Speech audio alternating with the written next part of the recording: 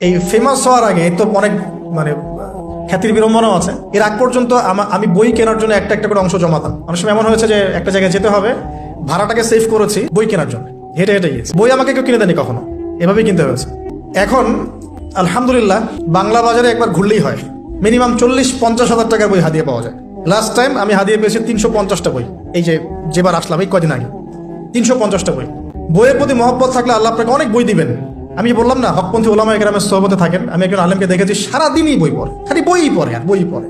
আর একটু পরপর খালি বলে লা ইলাহা ইল্লাল্লাহ কথা বলেন, মনে হচ্ছে যে মানে মুক্তা ঝরছে আর কি। এত গভীর কথা বলেন যেটা বুঝতে হলে অনেক জ্ঞানের প্রয়োজন হয়।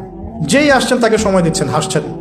গায়ের জামা গেট আপ দেখে মনে হচ্ছে মসজিদে ঝাড়ু দেয় খাদেম আছে না, মনে হচ্ছে খাদেম। কেউ বিশ্বাসই করতে পারবে না যে ইনি হচ্ছেন বাংলাদেশের 1 নম্বর মুহাদ্দিস। চেহারা দেখে বিশ্বাসই করতে পারবেন না আপনি। এরকমও মানুষ বাংলাদেশের মাটিতে আছেন। বইয়ের প্রতি মহব্বত রাখেন, আল্লাহ পাক আপনাকে দেখবেন অনেক বই জ্ঞান দিবেন ইনশাআল্লাহ।